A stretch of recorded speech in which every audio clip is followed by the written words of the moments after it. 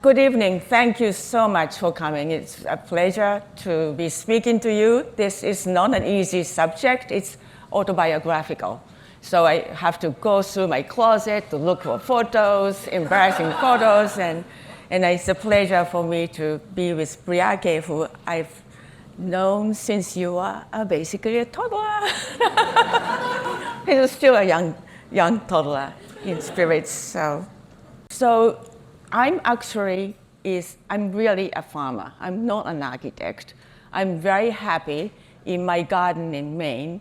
And then it kind of shows what my values are to a lot of extent, growing things and understanding seasonality and appreciating a life of family. So this is an embarrassing photograph of myself with my brother and my grandmother and my mother. And I was born in Japan, post-World War Japan, and Japan was occupied, and the city of Kobe, where I was from, was bombed. And bombing is indiscriminate. I've been told my parents over and over again, you cannot show material to anybody because we lost everything equally. And growing up, what was so amazing is both grandmother and my mother, they made everything for me. My mother made my clothes, my grandmother made all the toys, and my other grandmother grew all the vegetables and fruit. And I was in charge of chickens. And so every morning I would go take care of chickens. So in a way, I grew up in a period of scarcity. That's my little brother, who's now a big businessman in Tokyo. The first architecture I was introduced to was Kenzo Tange's Peace Memorial Museum. And it was a competition for him in 1949, and then realized around 53. And my father, who was in the war, took the entire family when he first got the first Toyota. And it's the first destination because he says we just cannot continue to have a war. He wanted to make sure me and my brother saw the aftermath of what happened. If you have ever been into this museum, anybody been there? It's inside is horrific. It's very raw. It affects everybody. It's curated with honesty and without any concern for political correctness. So as a kid, I was so touched and really traumatized by it. And it's my father's lesson to growing up, you really have to work for world peace. There's no war in any question in my family. But then Kenzo Tange, as you know, is a master architect. And later on I learned, because this is a story about architects, not architecture, is that he was going to high school in Hiroshima and all his classmates died. So when he was a university student then, he went back to Hiroshima, worked in the basement of a city hall in Hiroshima to try to make a master plan to reconstruct the city. He was not afraid of radiation, he was exposed to it. And so you can see the beginning of his career later on as an architect to have symbols and monuments in architecture. There's always a beginning of how his soul was committed to this cause of world peace and so forth. So, and also I want to make sure you see the dome. And when he planned it, this dome was not going to be preserved, but he made sure it's in an access to it. And it was decided in 1966, nearly 20 years after he planned it, it was preserved. So this will of architect to really signify what's important in society. So for many years, I look at this project from many different perspectives to really understand the role of architects in society.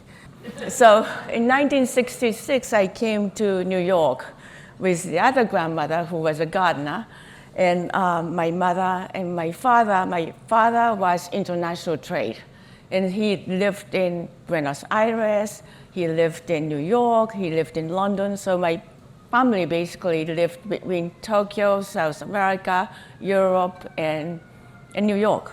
And so this is the context in which I was growing up in New York in late 60s, going to high school.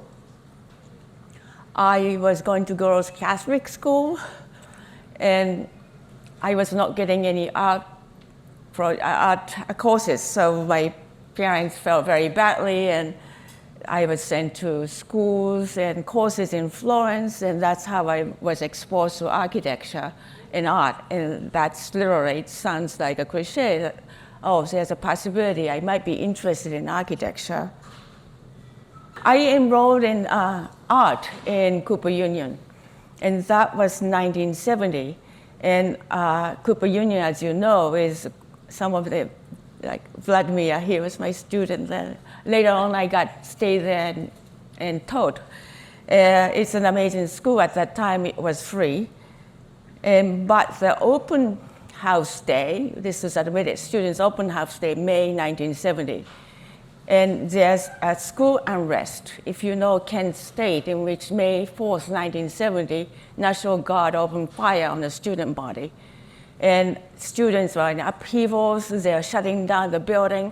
I met a group of students who didn't have shoes on. They just have socks and shuffling around the school. When I said, who are you? I said, we are architecture students. What are you doing? We are the Committee of Rational Persuasion. And they're trying to persuade everybody to come to terms. But one of the students in there, Ralph Lerner, who became a dean of Princeton later on, he went and rational thing is shut down infrastructure, so it goes on and turns off the main switch of electricity. So this is how I was exposed to this institutional turmoil. But what impressed me is that from a balcony of Cooper Union, Arthur Houghton, who was a board member, shouted, we said, I ordered a bus. Students and faculty and board, we are all going down to DC to demonstrate. We cannot allow students to be shot by National Guard. I said, this is a kind of activist school I want to go. So that's the reason I went down. It's a turmoil of a situation, an anti-war demonstration. Oh, so this was John Haydock, who was a dean who affected I'm still teaching. Wilak is wondering, are you still teaching? Yeah, it became my modus operandi to keep continuing to practice and teach. And he was an amazing teacher, inspirational all the time, with his drawings, very abstract, geometric. And this was actually drawn freehand, not with straight lines. This is a disciplines and amazing execution, and more of a narrative content, which later on went into lamenting social issues. So you think that John Haydock is more formalist, but his heart really had to do with conditions of humanity in places at large. And these are for the victims of suicide in Prague and Czechoslovakia, and later on housing project in Berlin. So in a sense, this social mission, which you may not see as much in his more formalist work, as being close to him, I learned the significance of role of architect. He called role of architect to be social contract of the community. And Raymond Abraham also was a first-year professor. He was very rigorous, engaging, passionate architect. And he was not an easy professor, but he was mischievous. He threw so many pranks on us that it was unbelievable. One day he left me and Richard Meyer alone in South Bronx, and I had to come back with Richard Meyer. So that's another story completely. But he would continuously have these pranks, and then in a way that I don't know, this is the time in which we are all having amazing debate, but also having a relationship in terms of honesty and where we are, and then at the same time having fun at the expense of each other. But his Austrian Institute is a lesson for me in which, as you saw in the Mott Street is inspirational. It's because it's a small building, but with intricate details and articulation, it really shows its monumentality. Buildings don't have to be small, or buildings don't have to be big to be monumental. the small scale relegates the big building surrounding it as a blank context. This is an amazing skill that he taught us.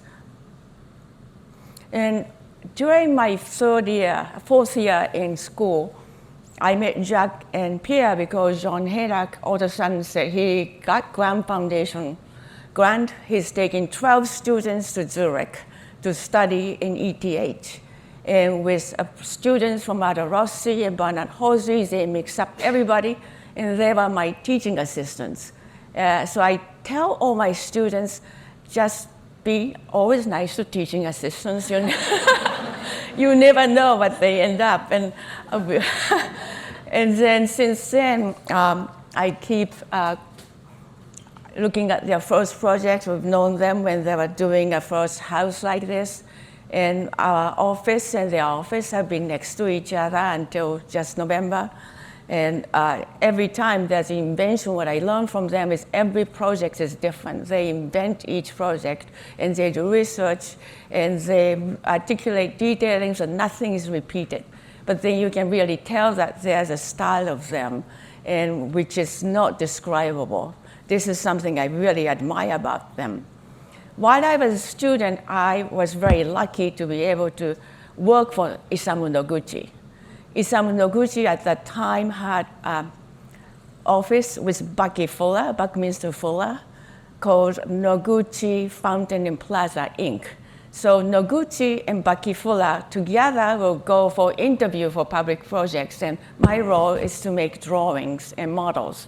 And you can imagine the fight they would have before the presentation, because Noguchi would believe in natural materials, and Bucky is really interested in artificial construct. So from working with Noguchi, really looking at materials, spirit of materials, what they can actually achieve, and looking into the actual quality of stones. Most of the time it's stone, and also looking at the spaces and looking at some of the buildings to really work with intrinsic quality of each element was very important.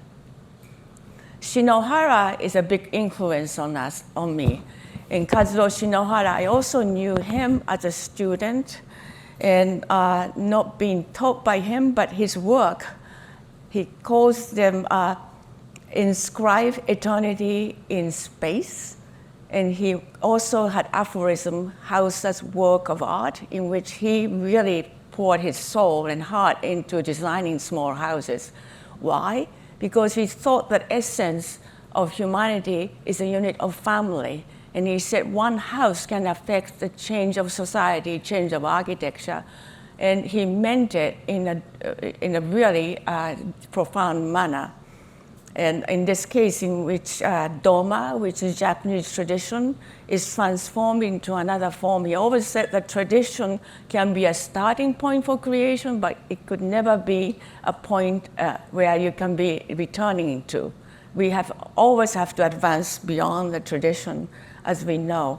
This is a house he did in Hanayama, and this is actually for my cousin. That's how I know him. And so I know how it's been lived. And it's a very formal house, but it's really Shinohara village.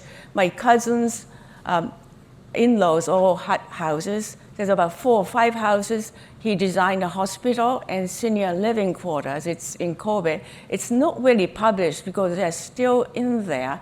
And third generation is still there operating clinic, living Shinohara village.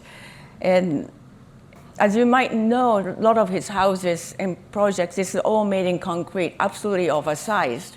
So he had gotten a lot of criticisms over it, but when earthquake hit Kobe, all of this building survived when everything else collapsed. And of course, his clinic he designed for this family is the only one that survived.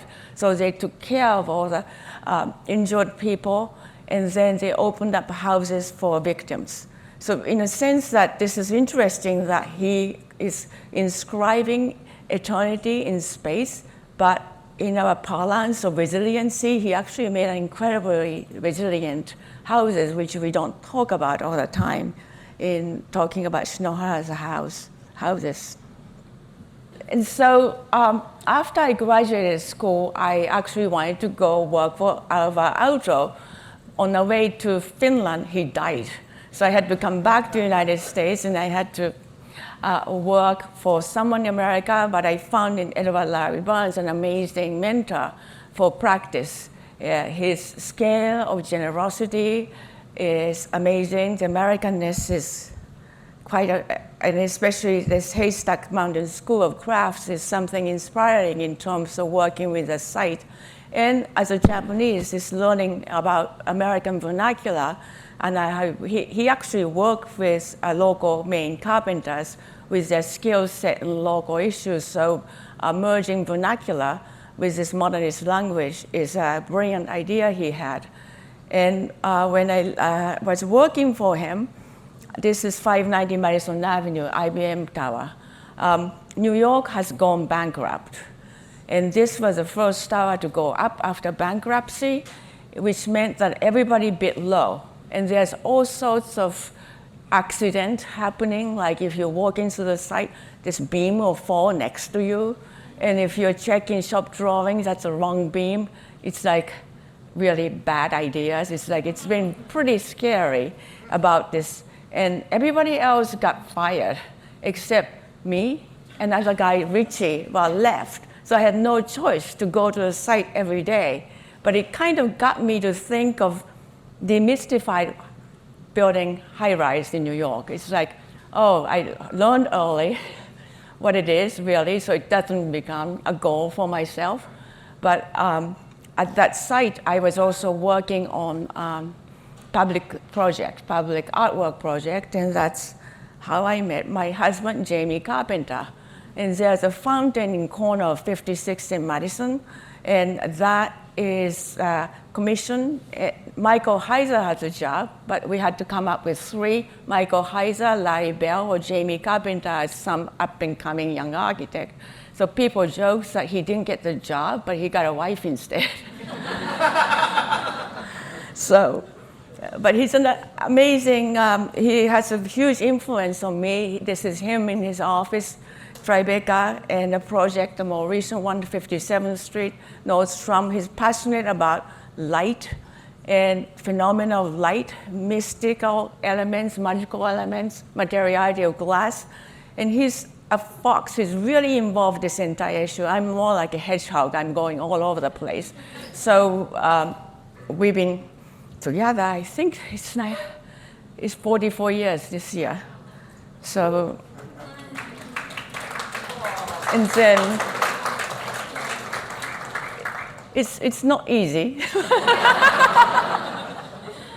all the time, but so we tried. And then I went on my own in 1981, and right after, and then practicing, and Rafael Moneo invited me to teach at Harvard GSD.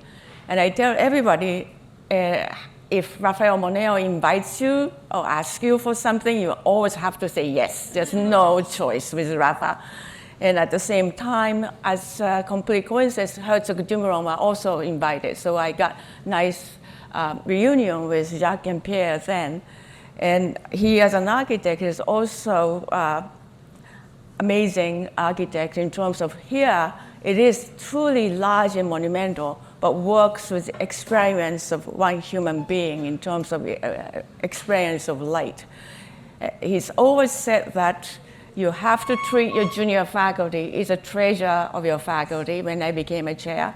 And he said that they are the engine of a school, and I took it to my heart, and my junior faculty then are all deans of a school, so it's very important. He also gave me a parental advice because my daughter wanted to be an architect then, and he has 3 daughters out of 3 tour architects. I said, Rafa, what do I do? Like he says, Toshiko, you can't help it.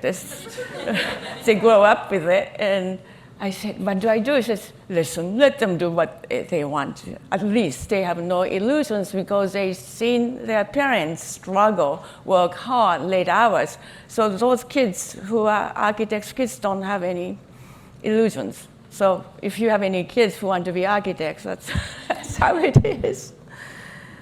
And Tadao Ando also has been a big presence in my life.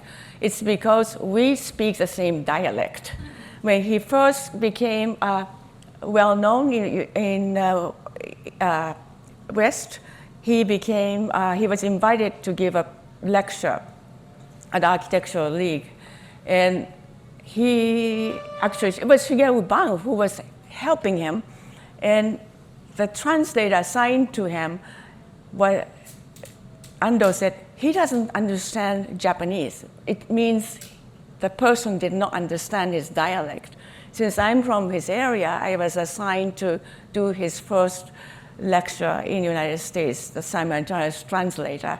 And if you know Ando, every other word is a 4-letter word in Japanese. And then there's Ken Frampton sitting next to it. So Ando is like, can you translate it so that he understands what I'm saying without like everything I'm saying directly? He said, okay, I'm going to try. So I've been friends ever since. And since we are in a similar area of Japan, I'm in Kobe, he's from Osaka, and some of the projects I've seen are very simple and also in a way slightly different from Shinohara, but it's very severe but simple. And he's been sending me these funny collages of me and then books and throughout, and he's just sending me letters. And when I was assigned to Domus, also another figure who influenced me a lot is Stephen Hall. I've known him for ages, being New Yorkers, and we were co-editors of Domus last year, and I've done 5 issues. And Ando sends me this note saying that he was the Domus guest editor. I'm the second Japanese one, congratulating me, and he's encouraging me to live till I'm 110. I said, what do you mean? He says, like, in fact, he has gone through so many operations and he is barely living, but he says, I walk 10,000 steps every day, I take a nap, and I work all the time. And then I'm going to live to 110. And to improve the Earth, and then also there's something architects can do. I want to keep on doing it because there are things architecture can make difference in society. So like, I may not be able to live to 110, but in a way, he just gives me a lot of push, lots of encouragement and to go on. Motherhood. I have a daughter, and this changed my life quite a bit because empathy and also multiple identities. If you're an architect, you have to really understand circumstances of many other people. In being a mother, it's essential you can identify with mothers of very different economies, different societies, and understanding it takes time to raise kids. Priaki, you know, he has 2 kids. But it's kind of worth it in a way, and I learned a lot by being a mother, and also to empathy with other mothers in society, especially women.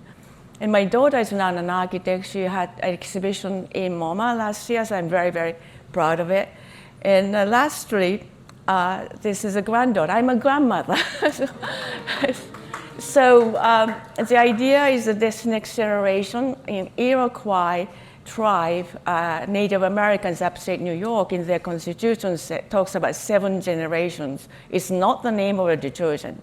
They actually say that every decision you make, you think of 7 generations ahead. So this is already 3 generations, so that's actually thinking about next generation is what I'm thinking right now. But thank you so much.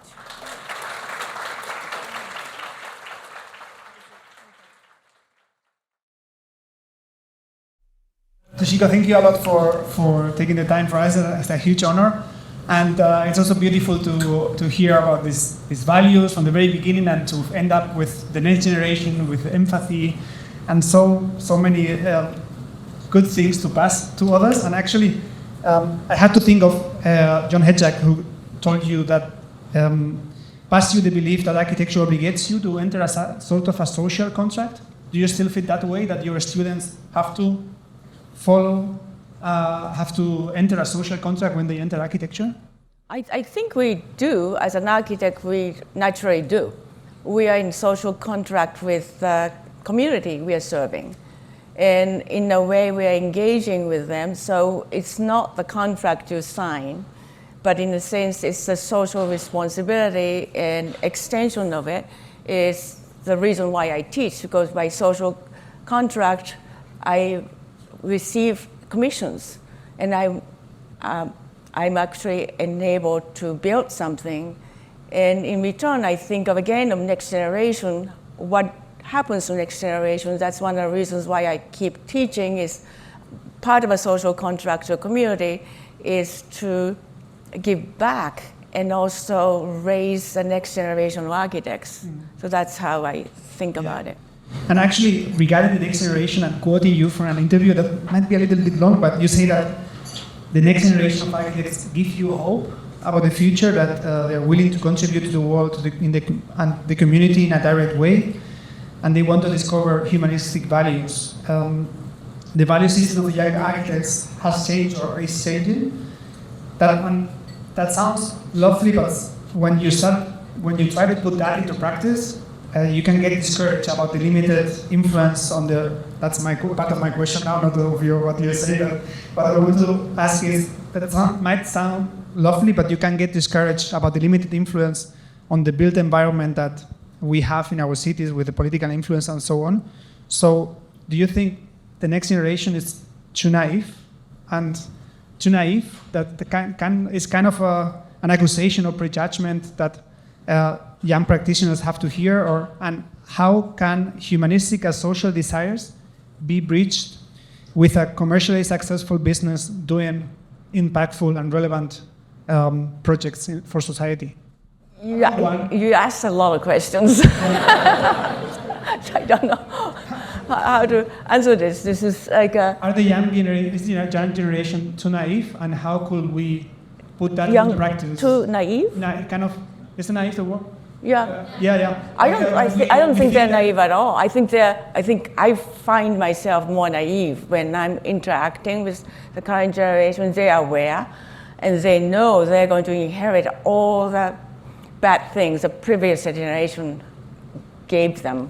They are inheriting environmental issues, social issues, inequity, everything that previous generation ignored. They're extremely aware, and I would say they're not naive at all. I think my generation were not aware of all these inequities existing in society as much as they do.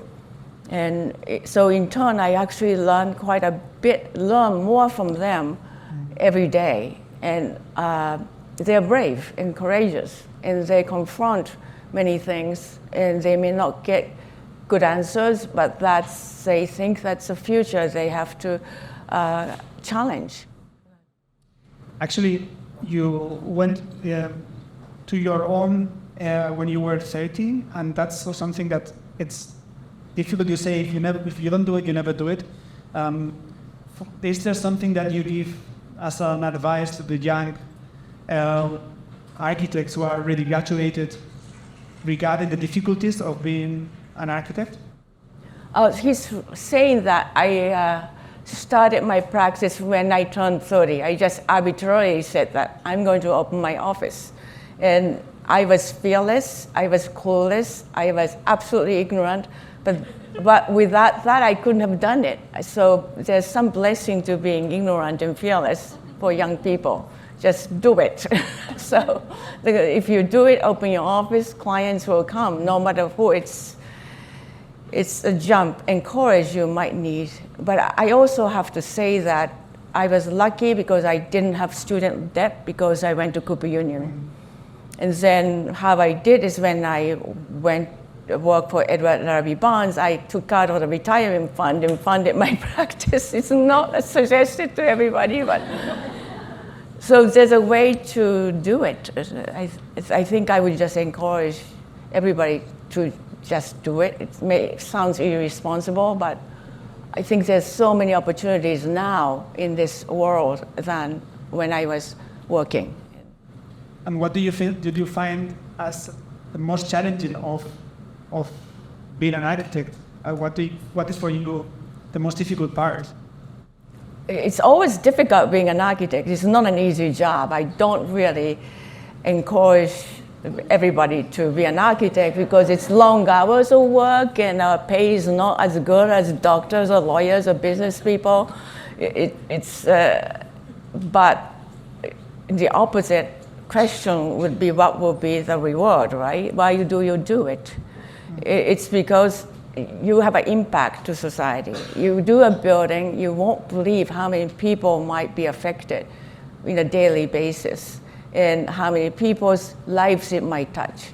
And it will stay beyond your own life, hopefully, hopefully.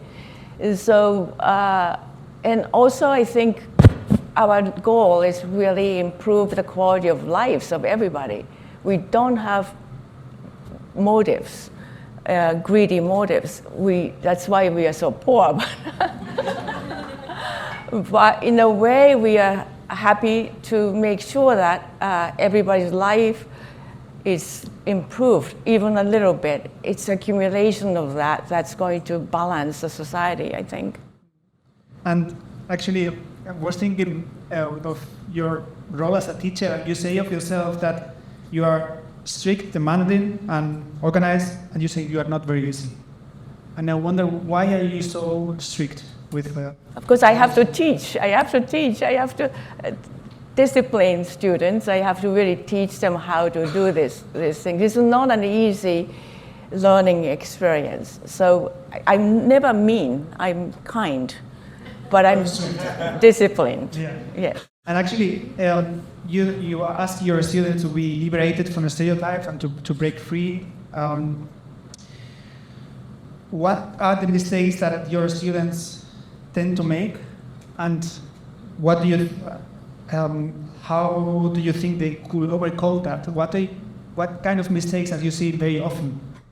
So everybody wants to stay in their or your comfort zones. It's really feeling safe.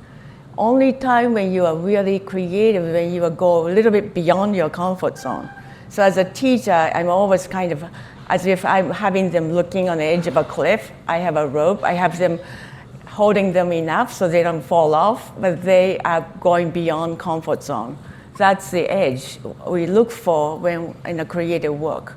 And so the most challenging is the one who are not comfortable going there. It's always want to be safe, and it's difficult. It's safe in many different ways, about knowledge, about things you don't know, the sight, and there's a lot of fears in the world, and especially our time, which creates a condition of isolation.